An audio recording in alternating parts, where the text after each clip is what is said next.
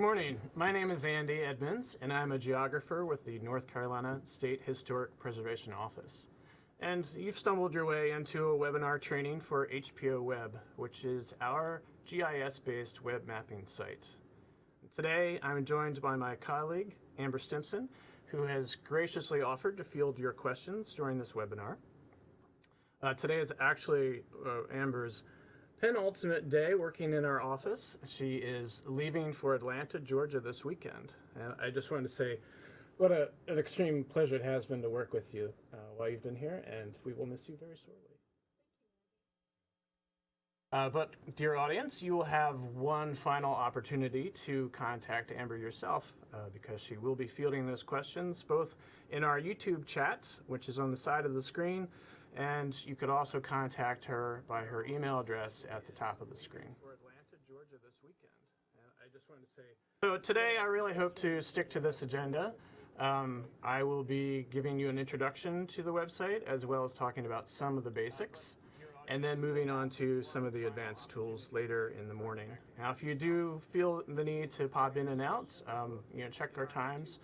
We hope to keep to them as closely as we can. You could also contact her by her email address. So what is HPOWEB? HPOWEB is a website that we launched a little over 8 years ago, and it contains much information regarding the historic resources in the state of North Carolina. And these are places that have some sort of architectural or cultural significance. Now, every state in the United States has an office like our own, and they make their data available in different ways. But we have a free website. The data is free, and that's unusual, not necessarily typical of every state. It's something that we are very proud of offering this information to you free of charge. You may be surprised to learn that our biggest client of our data is the North Carolina Department of Transportation. They use our data to assist them in their environmental review when they have a road widening or other transportation projects. But there are many other audiences who also use our data. And this includes architectural historians who may be looking to create comps or find comparable properties that they are interested in listing to the National Register, or if they're writing a book, looking for information to help them author a work. Local historic commissions and other local partners use our data in order to see what we've inventoried, what the state has identified in their particular municipality. Historic tax credits are quite popular in North Carolina, and developers can use HPOWEB in order to discern whether there are any abandoned factories or old school buildings that might be able to be renovated using these tax credits. And then the general public can use HPOWEB for all of these reasons, and also just to discover what's interesting and historic in their own town. Now, HPOWEB displays a couple of different data sets, and some of these we are the authoritative source of, and then there are others that we provide coming from third parties. So our biggest data set is historic resources, which contain buildings, sites, structures, and objects, and then also districts, which are collections of these resources. And so we survey buildings, whether they're public or private. There are structures such as life-saving stations along the coast and fire towers in the west. But we look at anything that's at least 50 years old and, again, has some sort of architectural and cultural significance. We have surveyed properties for over 40 years, and at the moment, HPOWEB displays about 125,000 places on the map. Now, these are divided into various designations. We have about 3,000 places on the National Register. There are over 4,000 places on the state study list, which is sort of a precursor to the National Register. There are an additional 1,600 places that are determined eligible for the National Register through a Section 106 process, and that is often triggered by a DOT road project. There's some number, about 440, that are both on the study list as well as determined eligible. But the vast majority of what you will see on the map has no particular historic designation. They are interesting places in their own right, but they haven't bubbled up to a federal level, say, of significance. And one additional data layer that we provide that we are not the authoritative source of are local historic districts. And we display these to give you context and also just to so you can see if there are any other concerns you need to consider when you are looking at historic property. And by happy chance, the symbology that we've used for our map works pretty well for the colorblind community. So if you compare where we were 8 years ago to today, mostly we're faster, we're using more modern web technology, and it's available, this map is available for use on any device, any browser. So you can pull up our website that I'll show you today on a computer, on a tablet, on a Droid, on an iPhone. You can be in the field, don't need to be in your office. It should work just fine in any capacity like that. We have essentially the same tools that we had in the previous version of HPOWEB, but there are a couple of additions and a couple of additional data sets are made available to the public as well.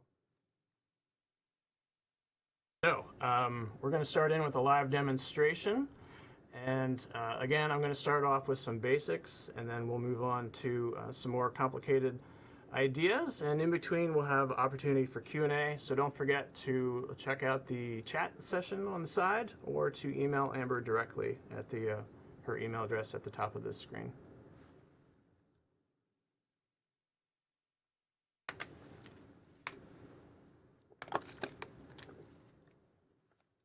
So HPOWEB is accessible from our Historic Preservation Office webpage. There's a section on GIS maps and data. And if you scroll down, you can find this icon here and also a link to HPOWEB, and click on that. And this will open up what we are calling a gallery of maps. Formerly, HPOWEB just was a single URL, a single web map. But now, because of these various audiences that we have, we're dividing our space here into multiple versions of HPOWEB. And so we have a general audience version.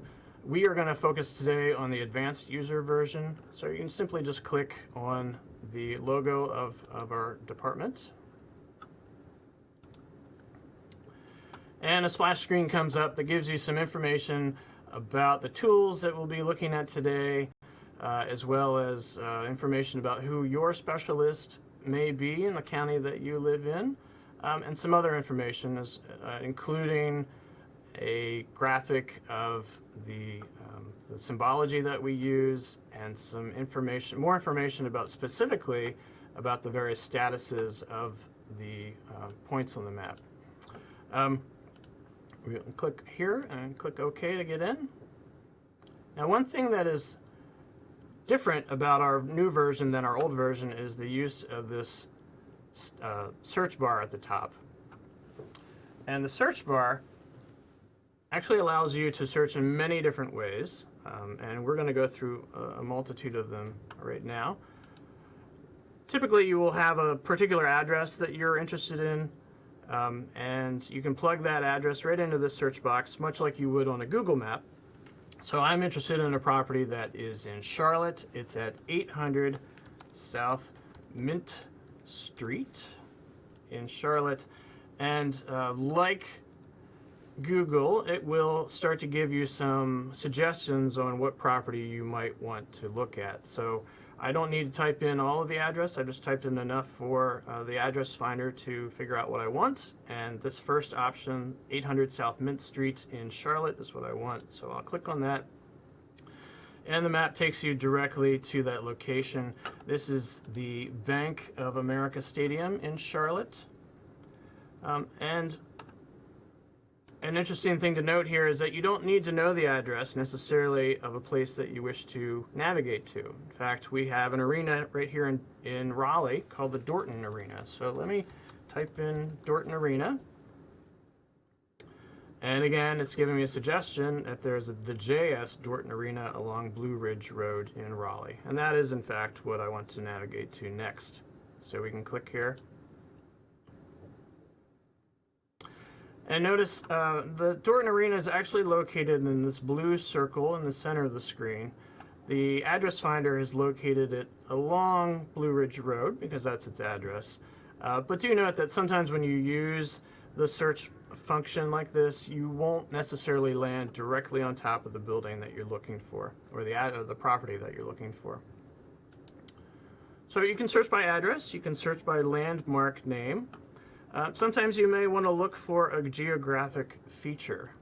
And there is a small creek not far from where I live called Third Fork Creek. And so you can simply type in Third Fork Creek. If you're doing a geographic element search like this, I would suggest that you follow that up with a comma and then the letters NC for North Carolina, just so it makes sure that it's only looking in North Carolina.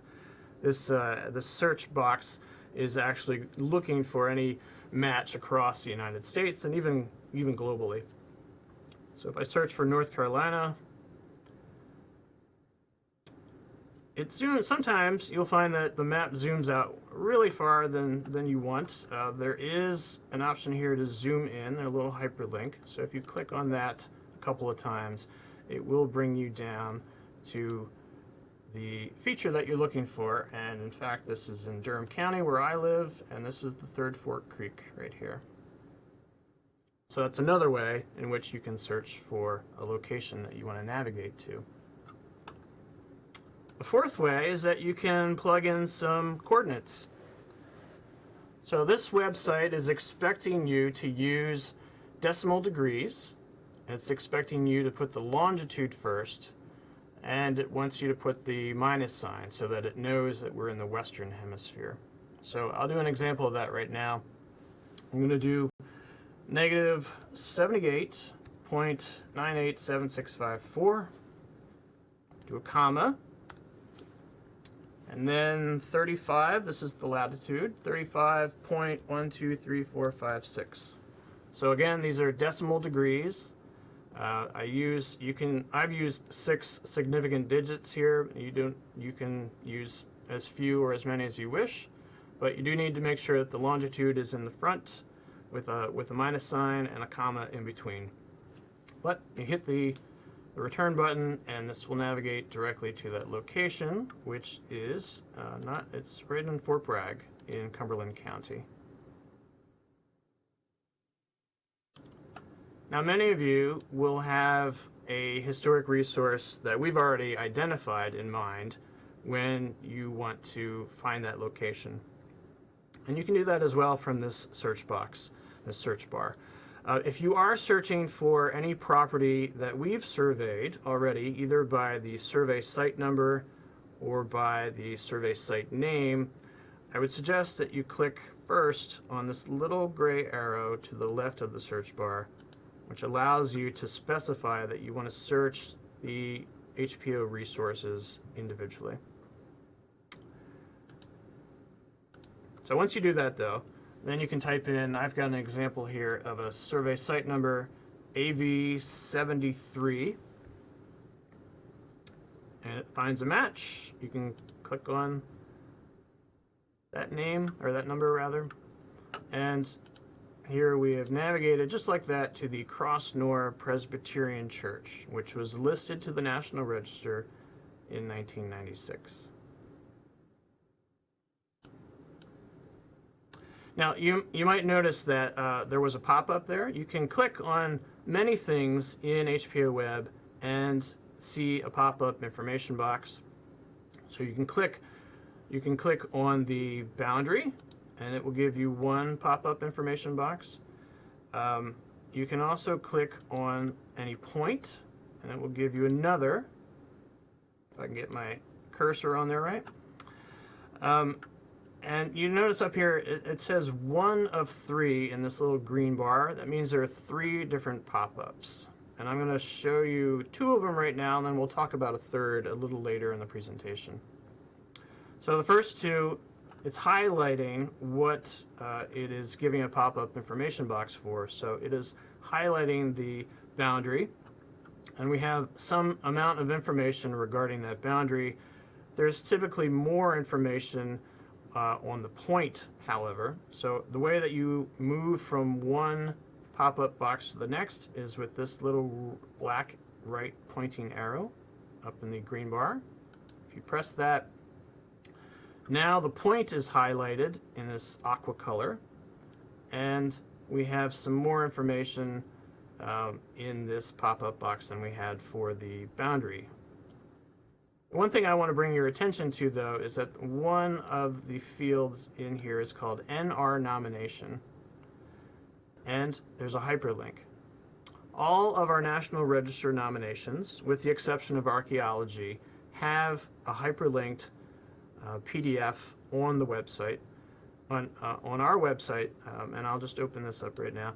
This is the nomination form for the Crossnor Presbyterian Church. And again, we have one of these digitized reports for each of the almost 3,000 National Register listings that we have in the state of North Carolina.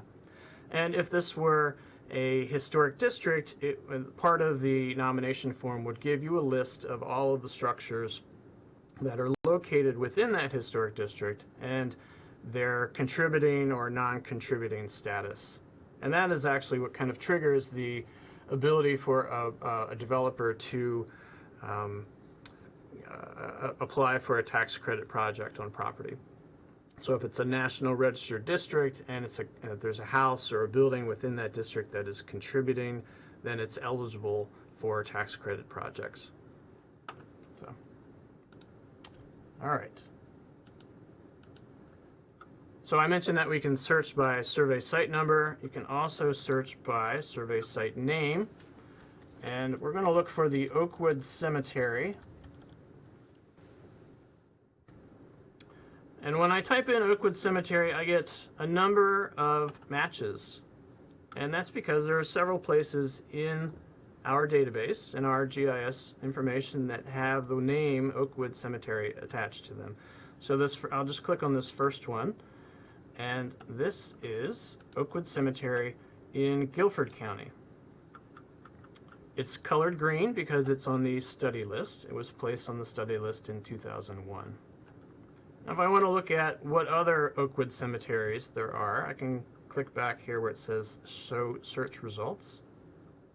Maybe not. Let me retype Oakwood Cemetery, because that's not the one we're looking for.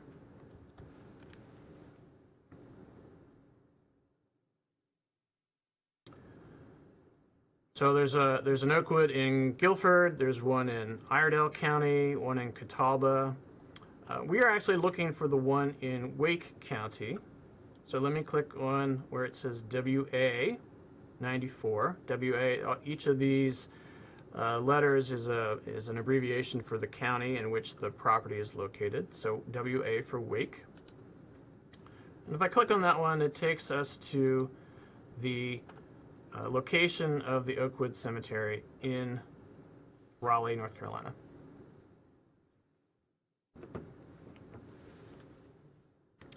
Now that's most of the search bar options. So we've been able to search by address, by a landmark name, by a geographic feature, by latitude and longitude, and by a survey site name and survey site number. So now I'm going to move into talking about these two buttons, these gray buttons in the top right corner of the screen. And first I'm going to talk about the one on the left, which is our Data Layers button. And if you click on that, you will get a list of all of the layers that we have currently running in this map. Now those of you who have been using HPOWEB for a while will recognize most of these layers. We do have some small changes, and I'll go through those, but essentially it's a lot of the same data that you've seen before. One thing that is new is that we have a new layer called Historic Resources Labels that's right at the top. And we've separated out the labels from the points on the map. And there's a benefit to doing that, and I'll display what that is right now. You notice that many of the layers, if not all, have a little gray arrow next to them. That means that you can expand this layer to see what's underneath. And you expand them by simply clicking on the name of the layer. So I want to click on the labels layer right now. And so it shows me that there are labels for the National Register, for the study list, for determined eligible properties, and so on and so forth. You notice, though, that the map looks kind of cluttered because of all the labels that we have for the vast majority of properties which have no individual designation, that are what we call surveyed only. And one thing that you might want to do if you are using this map and you want to deliver a copy of it in a report, you might want to remove all of the labels of the surveyed only properties. And you can simply do that by unchecking this box. Here we go. New cursor for me. And you can see that the display of the screen cleans up quite a bit after you do that. So remember that I have found that a useful thing when I'm creating a screenshot from HPOWEB and want to give it to somebody else. I often will get rid of the labels for the surveyed only. Of course, you can get rid of the labels for any of them individually or not. So the next layer is the kind of the backbone of our data set. It's the historic resources. If you click on its name, you can see that again we have sub-layers for each of the classifications, each of the designations of historic properties. So if you only want to see National Register, you could uncheck these other layers, for instance. I do want to point out that we have a third layer here called Unverified Locations, and I'll turn that on real quick. There are these orange boxes over here on the left. Now, we have surveyed about 130,000 places over the course of the 40 years that this office has been in an existence, and we have mapped almost the entirety of them on HPOWEB and verified their locations. But there are some number, it's labeled here as 5,000, but it's closer to 3,000, that we have not yet verified down to the structure rooftop of the location of that particular resource. And these are often properties that were surveyed in the beginning of the program that we didn't have good location information on, and that we're going back through the paper files and trying to determine where they are. None of these unverified locations are designated resources. So there are no National Register listings, no study list. These are simply regular houses and buildings that we have yet to verify their locations, but we hope to do so by the end of 2020. Just keep it in mind, though, that there is another layer of data here that it does not turn on when you first open the map. So the next layer we have is district and boundary shadings, and we have, again, a sub-layer for each of the designation types. And you can uncheck this. I would say this is most useful when you want to review an aerial background underneath, when you want to look at an aerial picture and not have that distraction of the boundary shading. So you can turn that on and off as you wish. The next layer we have is parcels, and this is one of those third-party data sets that we bring in, and they come in as pink outlines. Occasionally you will open this website and these layers will not load. We have both the parcels and the aerial imagery that I'll go over in a few seconds. These are all coming from an organization called NC1Map. We are not the authoritative source for it, and so when they have issues with their web server, we have issues with ours because we're loading in this data from the data sets that they provide. So just be aware that sometimes these data sets do not load properly. But when they do, it's fantastic because you can get lots of information. I'm going to click right here. This is St. Augustine College in Raleigh, and you can find out the owner name, the parcel number, the improvement value. All sorts of information is contained in this data set that's provided by NC1Map. For surveyors out there, this is a useful bit of information because they often will also have the year of construction of the structure that's on the property. I have a road label layer, and this is useful again if you're looking at an aerial. It might be valuable to, when you have a dark background to have these labels pop on. Then I want to point out a couple of layers here that we call North Carolina jurisdictional boundaries and then the NC-HPO internal boundaries. You can expand this just like any other layer here. We have the jurisdictional boundaries are just sort of these political and legal boundaries for cities, townships, zip codes. That's a new one for us. We haven't provided that before. Counties turns on automatically, which is why you can see it say Wake right there. But we have some other district boundaries, including congressional and House and North Carolina Senate, that may be useful in your work as you examine the spatial relationship between our data and some of these jurisdictional areas. We have as well, these internal boundaries, as we're calling them. There's a USGS Grid for those of you who are working with topographic maps. That might be useful. But for the large majority of folks, you might benefit most from these two layers, which are our county assignments. Who is the staff member for the county in which you're looking? So I'm going to turn on the county assignment for restoration. Those are our tax credit fellows. And I'm going to turn off some of these other layers just so it's a little easier to read. And I'll zoom out just a bit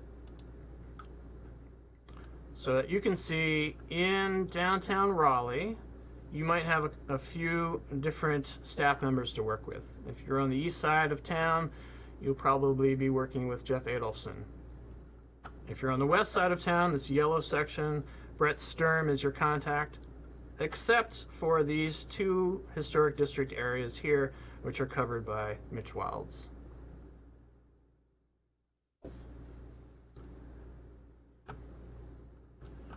So we also have aerial imagery at the very bottom of this data layers list. We have 3 statewide coverage sets, which include a 1993 black and white image, a 1998, this is a color infrared image, and then a 2010 aerial image. And I want to pull out one particular spot that we can zoom to. This is a property in Wake County. I just want to get us over toward Cary because I think Cary is kind of the most dramatic local example for viewing the changes in time. I'm going to turn some of these other layers back on.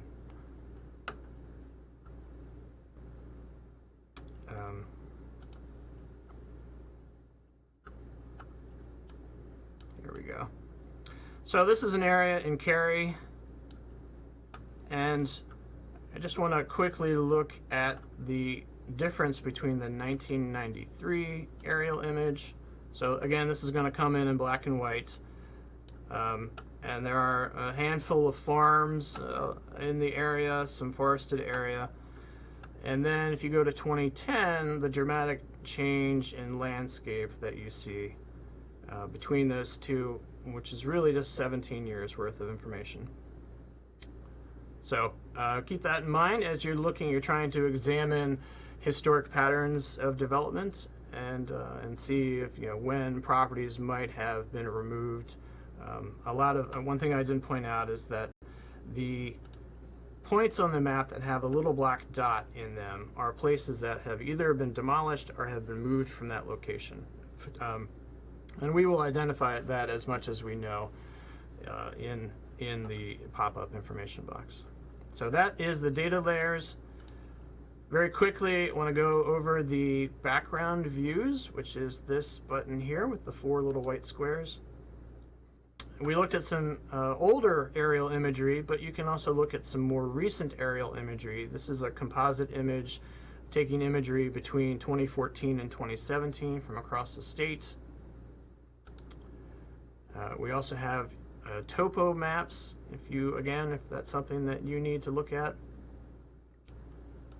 And what I often like to use when I'm creating a map for somebody else is I will use this light gray option, and it really just helps our data to pop out from the map. So if you are not so much interested in, say, the streets or an aerial imagery, but are looking to make a map that's more focused on our data, I find that this gray background works pretty well. And with that, I think maybe we'll check in with Amber and see if we have any questions from you folks and see what I can do to answer them. Not so far. Means you're doing a very good job at explaining things, Andy. Fantastic. Yes. All right. Well, thank you, Amber. We'll keep track of it. Since that is the case, I think we can spend a little time maybe talking about a couple of the other tools. And one in particular, or maybe not so the tools, but maybe just talk about the structure of HPOWEB in general. And so let me go back to our gallery page. And I just wanted to, when you land on this gallery page, I wanted to give you some information about the notion that we have multiple audiences that have different interests and how they use HPOWEB. And I mentioned very briefly that on this landing page, we had a general audience version and an advanced user version. If you scroll down, you'll also find that we have a North Carolina Department of Transportation and Consultants version, environmental review staff version, and these are essentially all the same map. They have all the same data sets, or the backbone, the spine of our data sets are the same, but there may be small variations in other data sets that are available. So for instance, I will click on this NCDOT and consultants version. We probably have a bunch of consultants that are watching right now, and I want to bring this to your attention. There is a sign-in splash screen, but this does not prevent you from using this version of HPOWEB. This is only asking you to sign in order to access a certain layer on the map. And so the layer that we have restricted, that is requiring a login, is the environmental review layers. And these display the DOT areas of potential effect. They display individual properties that we have done reviews of in response to hurricane events. And it's not something that the general public necessarily needs to see, but it's something that the DOT staff members that we work with need to see. And so if you are presented with one of these sign-in screens, you will need to provide credentials. And any map that has a restricted layer will ask you to sign in with a login like this. And so I will just give you an example of what this looks like with my own login. So again, this is not going to be something for the general public, but it will be for DOT staff. We hope that we can incorporate this same credentialing for the DOT consultants that we work with. At the moment, it is not functioning for consultants. It's only functioning for state employees.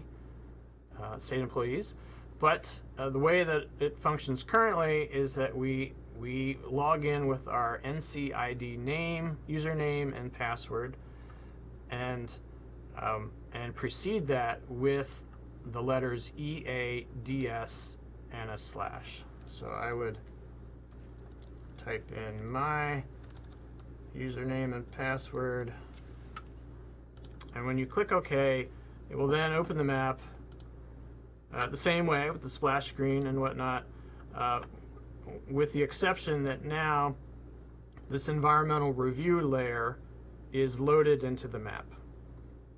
Now, if I had canceled out of that login screen, or if I didn't have the right credentials, this layer would not appear in the map, but everything else would. So you see we have some slightly different layers in this version than we do in the advanced user version that I just showed you, but essentially it's the same. And this is open to the public to view, except you won't be able to look at that environmental review layer because you don't have the correct login for that. So that is an example of a unique audience that we have, that we've created a separate map, a separate version of HPOWEB for.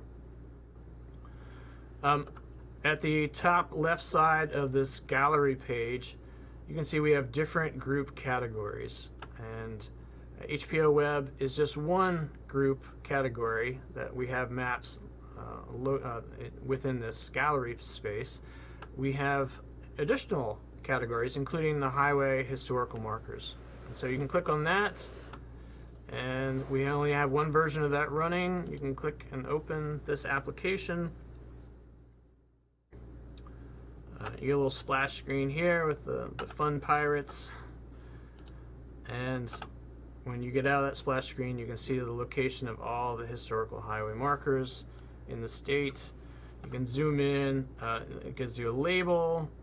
Oops, sorry. And you can click on individual markers, and you can see the full marker text as well as a sketch for why that marker was erected. So that's another map that my office maintains. It's not necessarily HPOWEB related, but it's in this gallery space. Additionally, we have a category for historic rehabilitation tax credit program. And there's a public view and a staff view. And the difference between this is that in the public view, you can see the location of commercial projects that have tax credits. And in the staff view, we are also displaying residential tax credits as well as commercial. So we are not displaying that to the general public. But let me just show you what it looks like in the public view of this.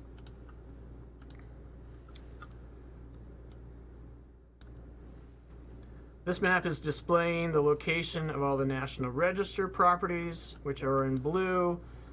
And then we're also displaying the, I'm going to change the background view just so this is a little easier to see.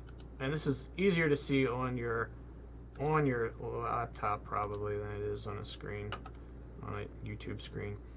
But so the blue are National Register properties and districts. The green dots are the locations of commercial tax credit projects that have been completed, and the white dots are ones that are in progress, although in progress can also mean the application came in 25 years ago and they never finished it. So, keep that with a grain of salt. The red boxes are properties that also received a mill credit.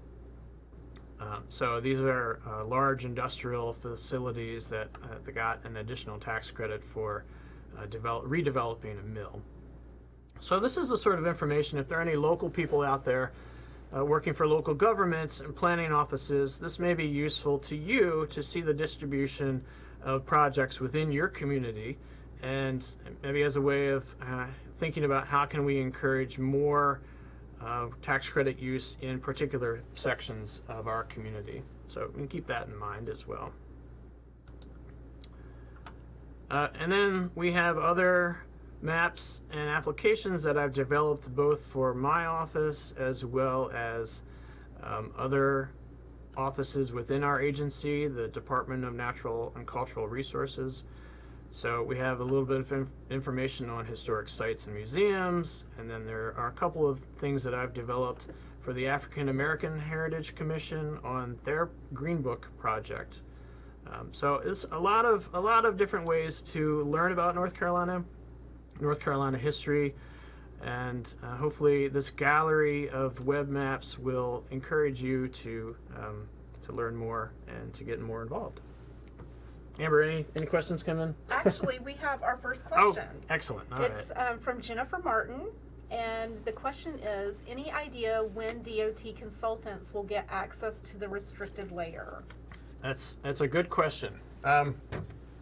And we are working to make that happen. Right now, as I mentioned, it's only available to those with NCID password and who are state employees. But we are trying to figure out how to also add users like yourself.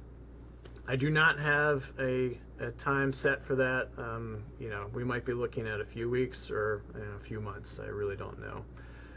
But if there is data that you, Jennifer, in particular need, you know my email address, and I'd be happy to share with you things that you might need until we get that running.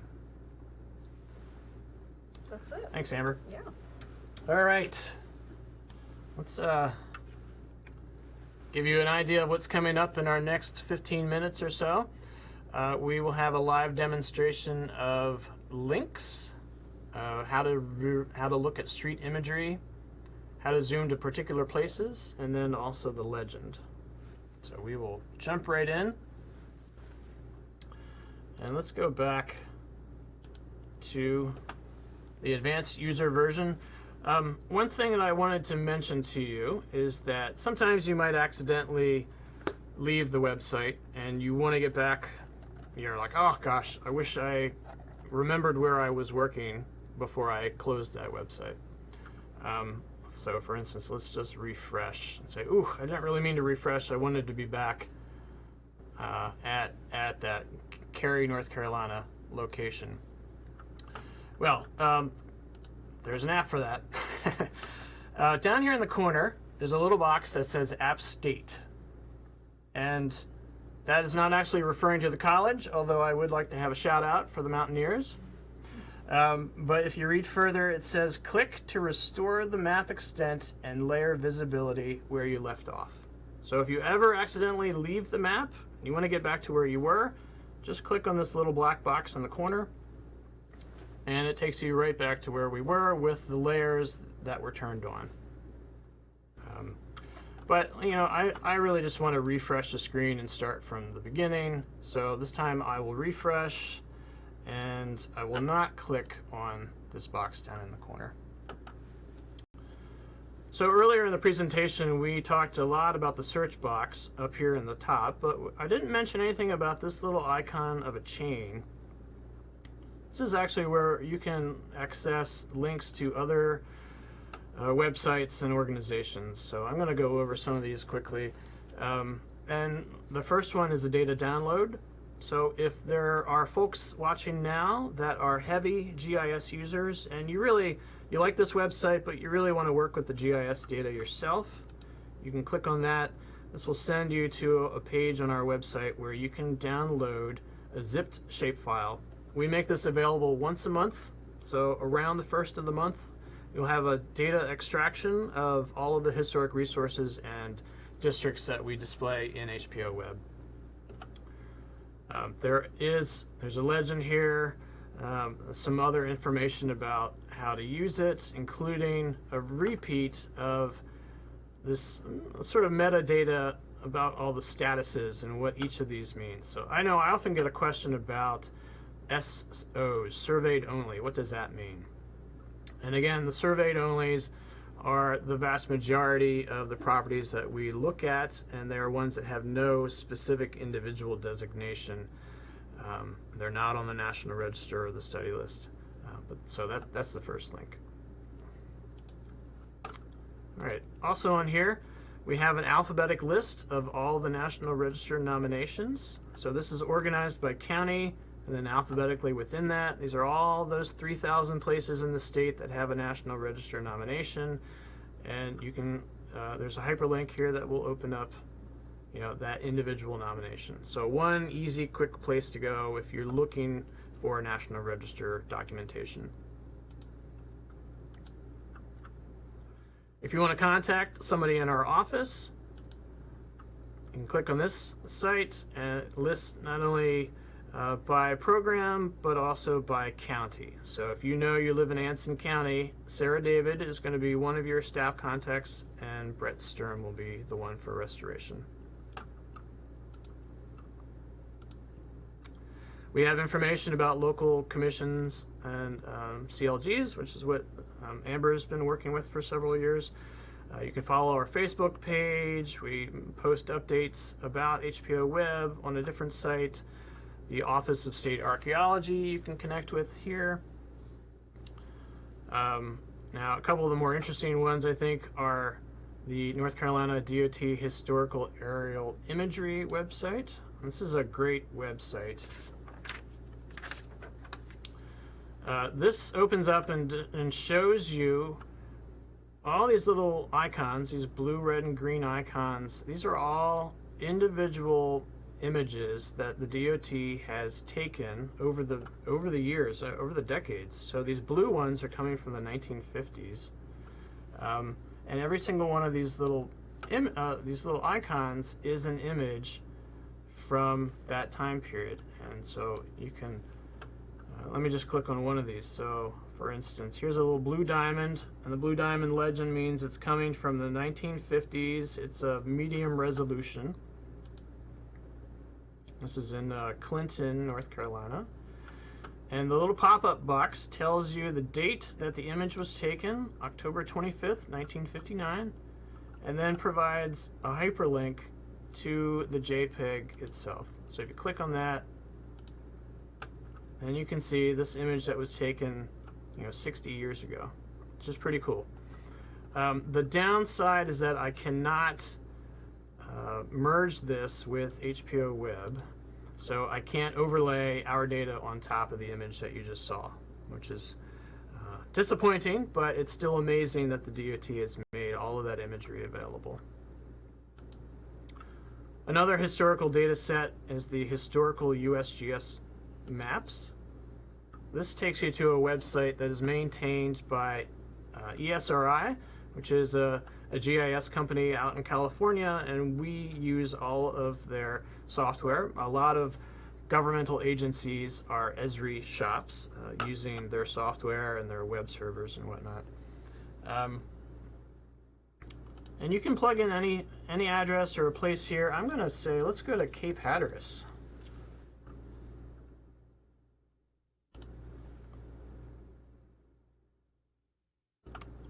Actually, you know what?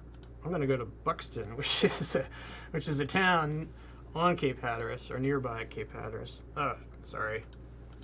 Live demos, sometimes you make mistakes. All right, Buxton, North Carolina is where we really want to go. And I'll zoom out just a little bit. This is where Cape Hatteras is located right there. So once you find the location that you're interested in, you just click on the map, and I'm going to click on the map down here on the peninsula. And at the bottom, it will show you all of the USGS maps that have been published that cover that particular piece of land. And they're arranged in chronological order. So the new maps appear down here. So the most recent one was a 2002 quadrangle map. But you know what? I'm really interested in the oldest one, which is 1948. This is in Cape Hatteras.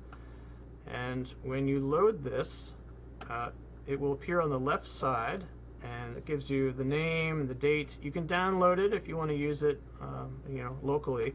But then you also have this little slider bar that changes the transparency. And I want to bring your attention to where I clicked on, which is a peninsula. But in 1948, that was well out in the water, and we can use the transparency button here to look between the current day location of the peninsula and what it looked like when they mapped it in 1948. So I know many of you in the audience may be using USGS quad maps for your work in looking at historic development patterns and locations of individual farms and properties. So this is a really useful tool. All right, what else do we have? County websites.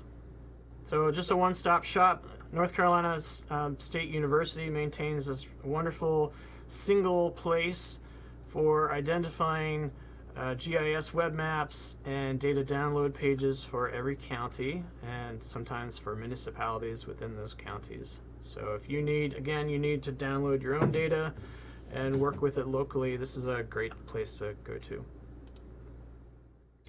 And then finally, we have Google Street View. And now, those of you who've used our HPOWEB website in the past will recognize that things have changed with Google Street View, and I've tried to make it as best as we can, but there are some differences. And one is that I'm including a link here for the Google Street View tool, which is a third-party tool developed by this mapchannels.com. I apologize, you do have to click the View Map hyperlink here once you open it, so it's an additional step. But then once you do that, you're presented with a 3-panel screen that shows you a single location from different angles. So over here we have a bird's eye view of the building I work in. Here we have the street view image, and down here we can change this to satellite and look at a nadir view or a planimetric view of the property. You can type in an address up here to zoom to a new location. You can also grab the little peg man in this bottom corner and move him someplace else. So if we want to look at, say, the governor's mansion, which is right next door, you can move the peg man, and you know, it's some hidden behind some trees, but he's there, as you can see in this image. So that's one way of accessing the Google Street View imagery that you're accustomed to.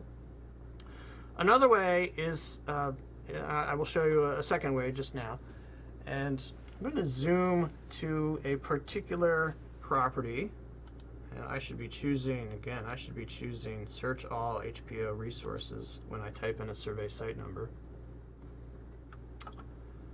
Every resource that we have mapped as a dot, you can click on, and you will be given a pop-up information box that says View Street Imagery.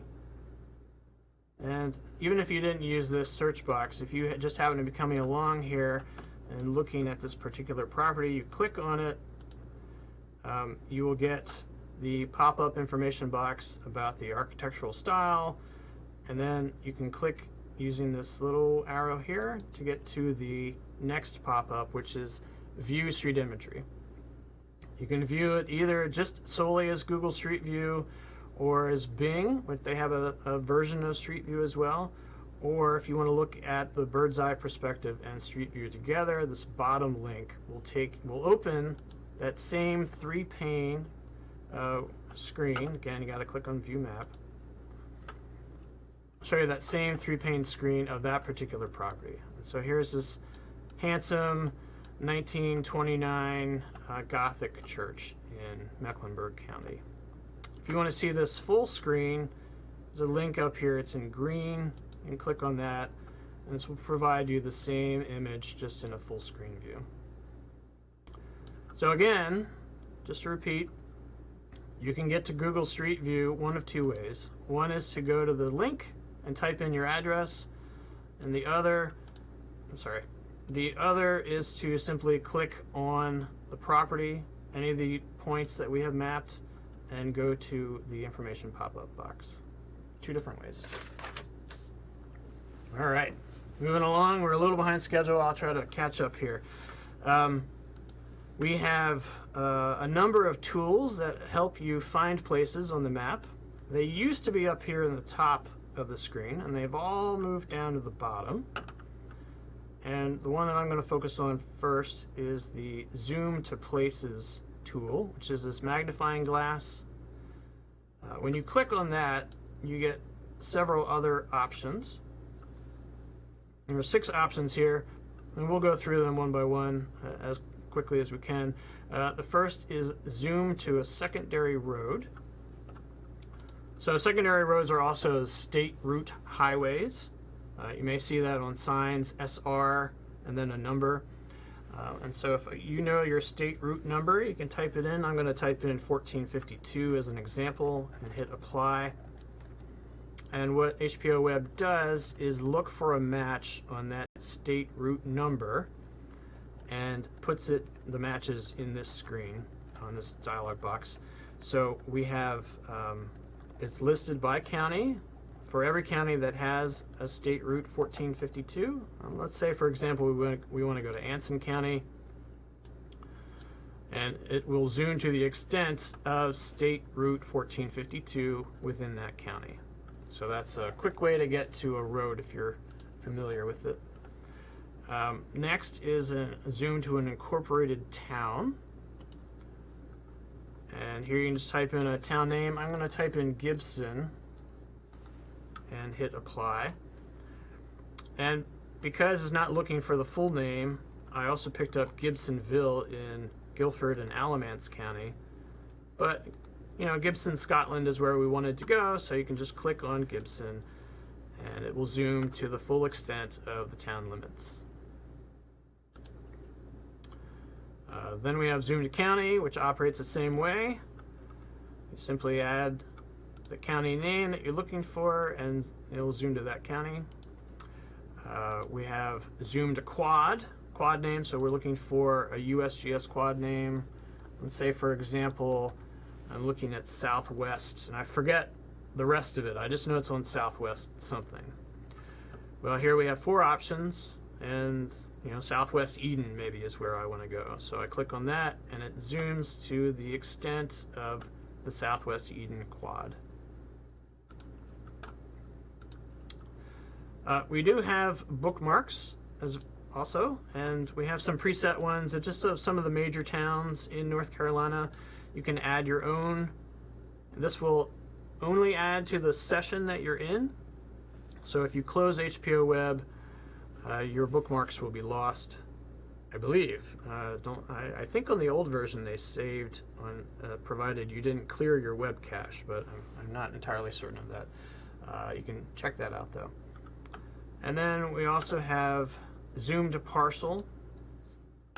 Now there are like 5 million parcels in the state of North Carolina, so you do want to be somewhat careful about using this tool, but you can type in a county name and then maybe a parcel number, or if you know the site address, and then you can search for it. I'm not going to do it now because it does, even when you punch in, say, Wake County and the parcel number for the property that my office building is located on, it still takes a couple of minutes to grind away and find it, but it is a useful tool if you know the parcel number, say, and the county.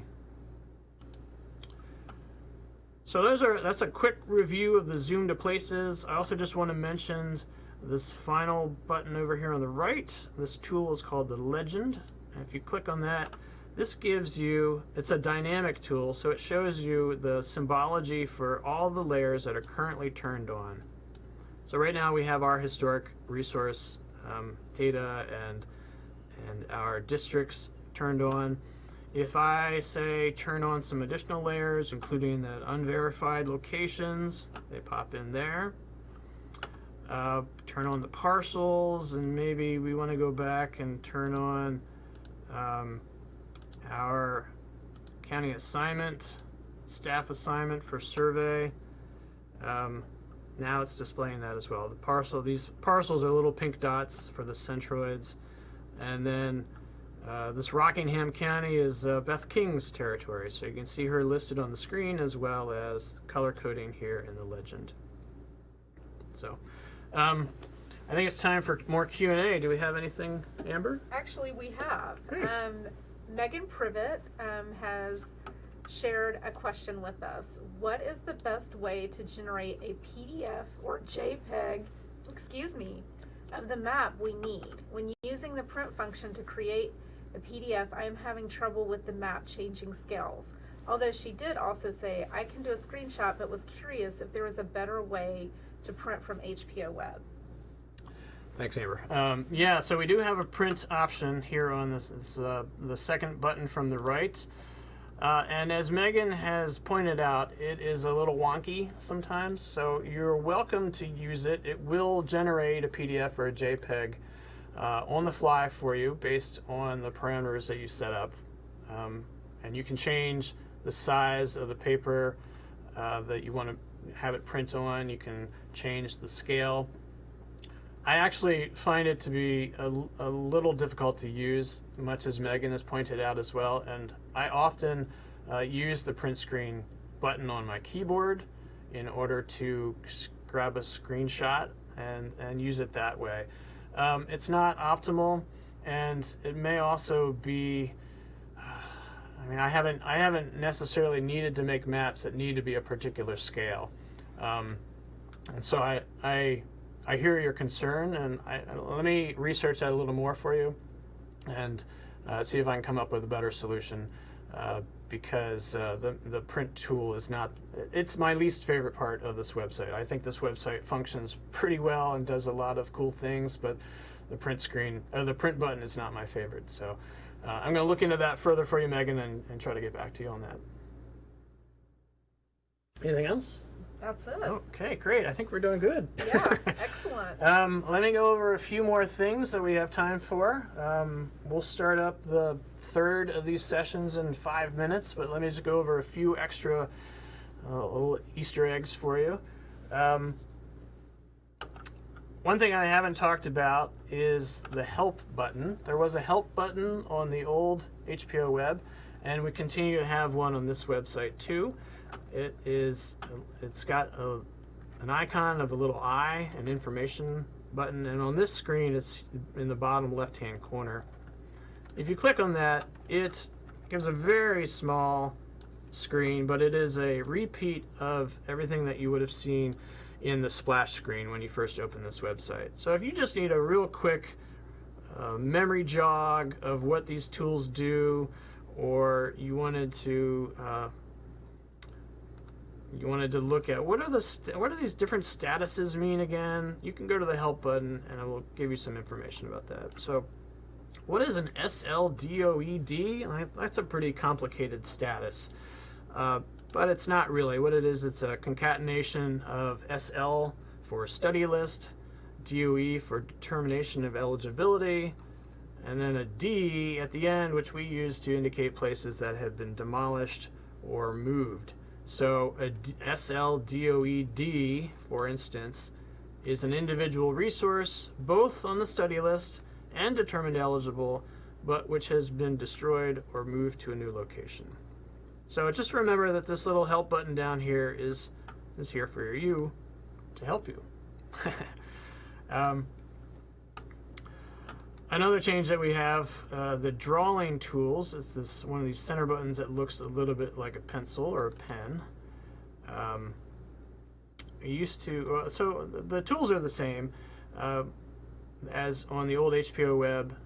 You are able to measure, they just look a little different. So the measure tool, for instance, allows you to measure a distance or an acreage, say. So let's say I want to know what the distance between Statesville and Edenton is, and I want to know it in kilometers. So I can click between 2 points and find out that it's 19 kilometers between those two towns. So that's the measure tool. If you need to mark up the map for any reason, you can do so on this Annotate the Screen tool. And you have a variety of options for drawing lines and polygons or using text. So, let's say I want to create something that's in red text, and it says here, if I can spell it right, here it is, exclamation point. And then I can drop that text on the map someplace. Like I really want you to know that we're here in Edenton. So here it is. So, this is useful if you are creating something like Megan had talked about, wants to create a map for her boss or a colleague and be able to share that with them. You can draw things on the screen to help annotate the important parts to you. So, all right, let's move on to the next set of topics. So we are going to be talking about the search button, the search options in HPOWEB, as well as how to add data and then how to also share the map with somebody else. I'm going to refresh the screen one more time, just so we can start from the beginning.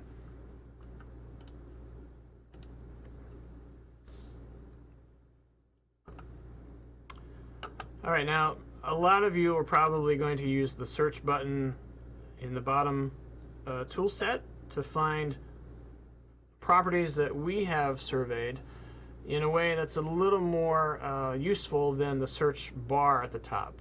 Now recall that the search bar at the top you can use if you're looking for a particular survey site number or for a survey site name. But if you want to do more advanced searching than that, you want to go down to the bottom and use the big red arrow, which is labeled Search All Historic Resources in North Carolina by text and or by shape. And we're going to do both of those today. I'm going to show you how to search by a text and also by drawing something on the screen. So if you click on that, this dialog box opens,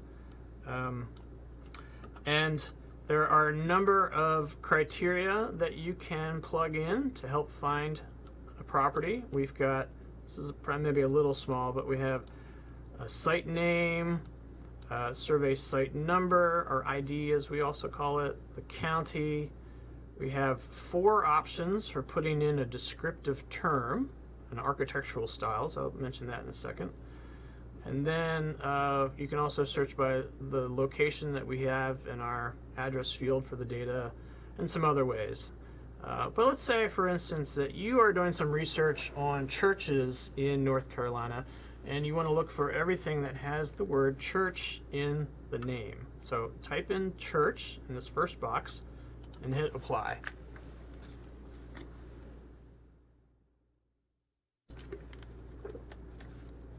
Now it's taking a little bit of time because we have surveyed so many churches in North Carolina, and you will get a list of accounts of them here in the dialog box.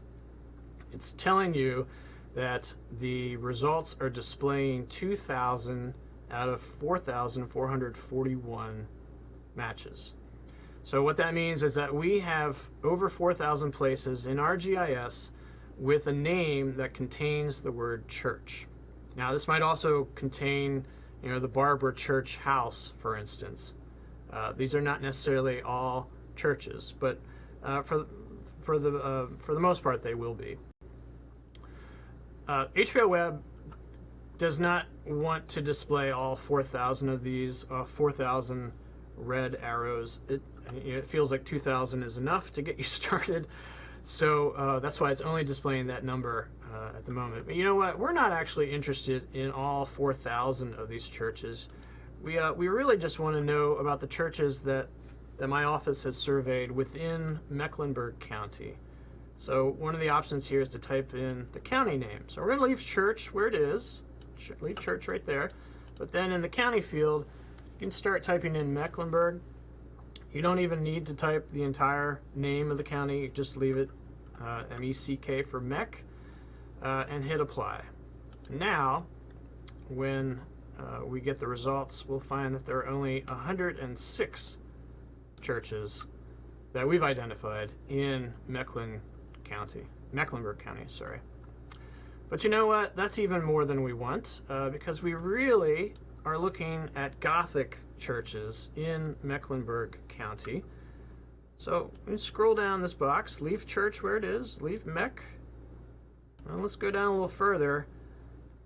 Now we have the opportunity to type in different searching terms that will match on the architectural description field in our GIS data. So for an example, we have, you can type in a date, 1889 as an example, or Queen Anne, or 2-story.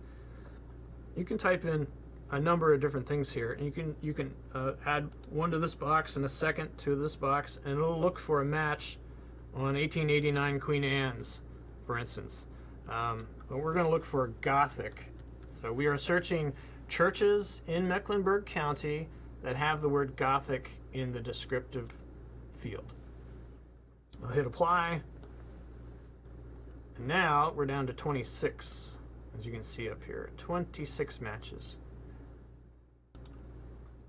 And maybe that's enough for us, but we're going to go one step further, which is I want to look only at the churches that are Gothic over here by the airport. So I want to apply what's called a spatial filter. And at the moment, the spatial filter is to return features within the full extent of the map. which just means show me everything. But we can change that. You click on the little drop-down arrow here. The other option is to apply a spatial filter that only returns features that intersect with the shape drawn on the map. So I'm going to do that. And when I click that option, it gives me some more tools here. It's going to ask me, how do I want to draw that shape, and do I want to buffer it in any way? I can draw a shape by setting a point on the map. So that's good if, like, say you're doing environmental review. I know some of your consultants are out there. If you have a particular known location and you just want to see what's around 2 miles outside that circle or that known point, you can draw a line, you can draw some polygons. And again, if you want to apply a buffering distance to any of those shapes that you draw on the map, you can do so here. So the default is to have no buffer, but you can apply it by yards, feet, miles, other options, and you can plug in this number accordingly. I'm just going to choose this rectangle right here. It's labeled extent, but it's essentially you're just drawing a box, and then it's asking you, the tool on the cursor tool is telling you to press down to start and let go to finish. So I'll do that now. Now I've drawn the box, but nothing's happened. It's waiting for me to click the apply button. Now when I do that, now we have 4 results being returned. So again, we've got churches in Mecklenburg County that are Gothic, that are within the rectangle that I drew. And maybe this is a report that you want to screen capture this and send this to somebody. You know what? You really don't like our red arrows. Well, now in the new HPOWEB, you can change that as well. You do that by clicking on this ellipse, these 3 little dots up here, which are labeled feature actions. So if you click right there, the very bottom, it says change symbol. And if you click on that, you can change the symbology. And let's say there's lots of options in here. We're going to go to General Infrastructure, and we're going to choose this icon of a cross and say OK. And now you have 4 blue and white icons of a cross where those church locations are. You probably also want to know about these 4 places. What is it that the SHPO office has on them?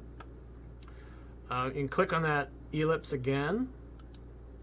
This time go to Export to CSV File.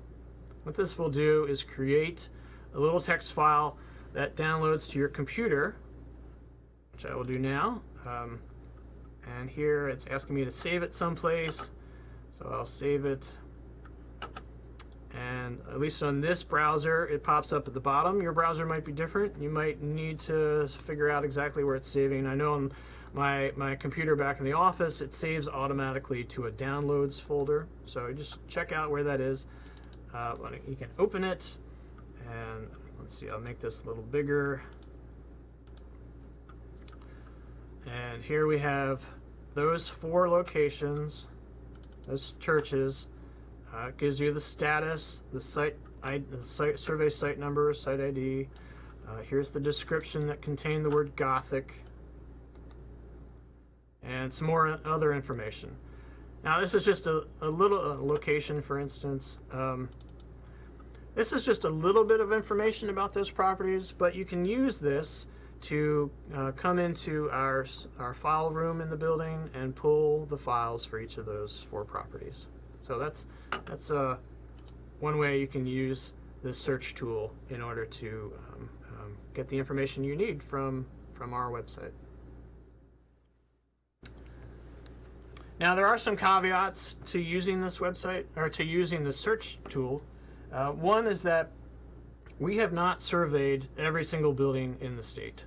So this list of 106 churches in Mecklenburg County is not comprehensive. It's not the full 106 churches that we've ever looked at, or that there are many more churches that we haven't looked at, or rather, is what I mean to say. So know that we have surveyed places that are at least 50 years of age, so we're not picking up every church. And also, we have only descriptions in about half of our mapped locations. So when we're doing the search tool looking for descriptions such as Gothic, know that it's only looking at half the data that we have. Half the points in our map don't have any descriptions at all. So that's another caveat. And then a third caveat is that there are places, I mentioned the Barber Church House, which would be picked up by this search that we just did. But one thing that won't be picked up is a property in Durham called the Duke Chapel. So this is one of the largest churches in the local area, but because it is listed in our database as the Duke Chapel, we would not have picked it up. And we did not pick it up in this search because there's no word church in the site name. So just keep those things in mind. They are good to know, and we are doing our best to fill in the descriptions for all the rest of the properties as much as we can. So this will improve as time goes on. All right. Another advanced tool that I want to show you is actually in a button down here called Advanced Tools. It's the one that looks like a little red tool case. So if you click on that, the very first option here is Add Data. So click on that. The one nice thing about being in this environment that we have moved from the old website to the new website is that we are within the Esri ecosystem, what is called Arcgis Online. And this is essentially a repository for spatial data and GIS data that thousands and thousands of organizations are using. And we are just one. But because we are now in this environment, this ecosystem, we now have access to add data layers to this map that other people have provided. So for instance, when this tool pops up, we've got 3 tabs across the top. One is labeled Search. We're going to do this one first. We're going to search ArcGIS Online for some data. And I'm going to look for hurricane data. And this will show you a variety of data sets that you can pull in. This is actually, this little button here is telling you to only look within the spatial extent of the map. So I'm only looking for hurricane data sets that are right here, not in Europe or Asia or some other place, India. But one of the options is recent hurricanes and cyclones. So I can look at some details about that. And this is a good thing to do, give you a sense of who has created this data, when did they create this data, how is this data to be used, how often do they update it. This is a lot of the metadata about the data set you're about to pull in.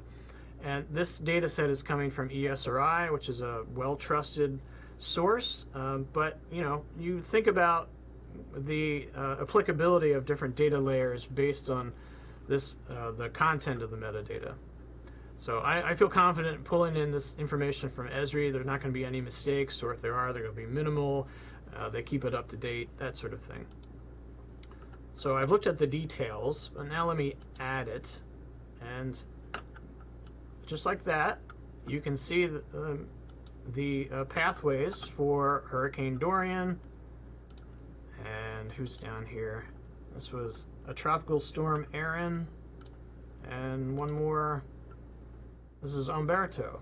So just like that, you're able to add data to your map and then see the spatial relationship between our historic resource data and maybe some other data set. And this could be anything. I've just pulled in hurricanes. You could just as easily pull in some information from the DOT about bike lanes or museums around the world, all sorts of things.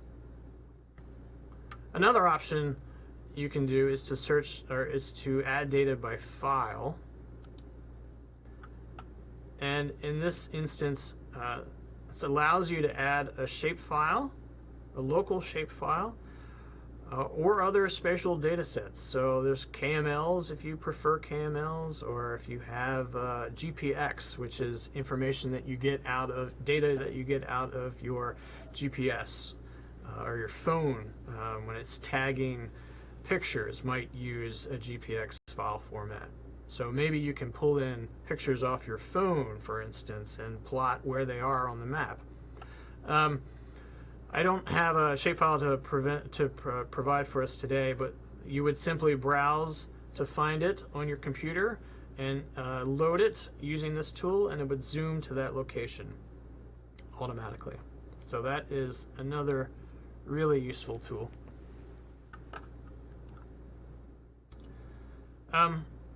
One last tool I want to talk about in this advanced tools section is share URL.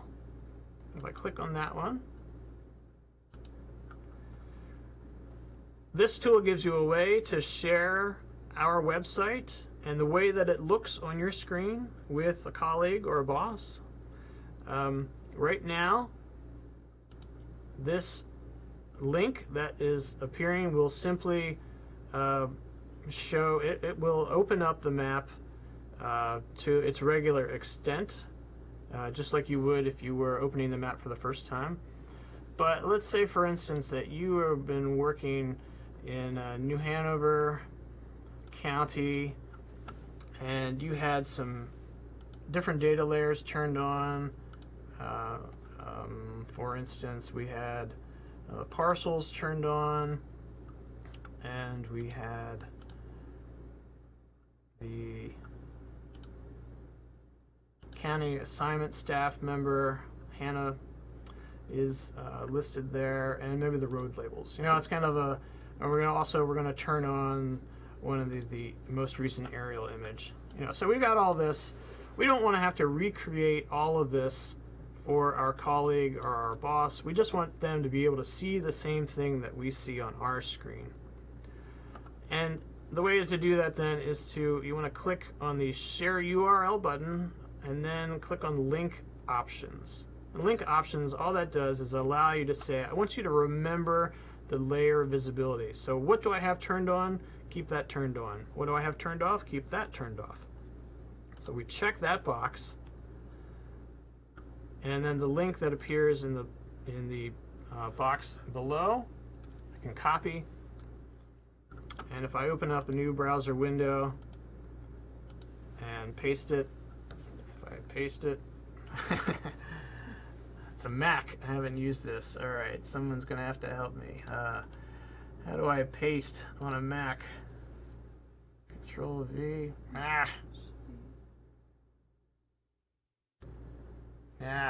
All right.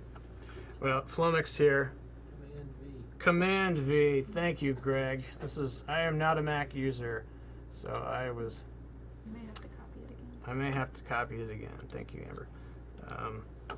Copy. We'll try that one last time. There we go. Thank you, Greg. I've pasted that URL that I copied into a new browser window, and it opens up not as it would typically, but to the exact location with all the layers turned on that you just created on your own. So I think this is a really useful way if you are speaking with somebody about our data sets and you want them to know exactly what you're looking at, and to be on the same page on a discussion. This is a real simple way to do so. So with that, I believe we have finished all the tools I wanted to talk about. Amber, do we have any additional questions? No, we don't, but we do have some comments. So kudos to you from Scott Ludlum. Amazing website. Thank you for all your hard work. And then from Jigger2361, what an amazing tool. And I have to agree with them. Thank you. Yeah. Thank you. Yeah, it's actually quite fun to work with and to develop. And I appreciate that other folks are using it and finding it useful to their lives too. So we can stick around for a couple of minutes to see if any other comments come in, but this ends my portion of the presentation. And thank you all for watching and learning about HPOWEB. One thing I should do is give you my contact information. So feel free to contact me directly after the webinar. I take email, phone calls. I'm happy to improve this website in any way that is convenient for you and beneficial to the general population. So thank you. And Amber, thank you for helping out today, and good luck in your next chapter. Thank you. Oh, we've got a comment from Michael Southern. Great job, Andy. Thanks for keeping at it. We'll miss you, Amber. Thanks, Michael. We love you. Oh, and Jennifer Martin. Thanks, Andy and Amber. Thank you, Jennifer, for watching today, and to all of our other viewers as well. Thank you.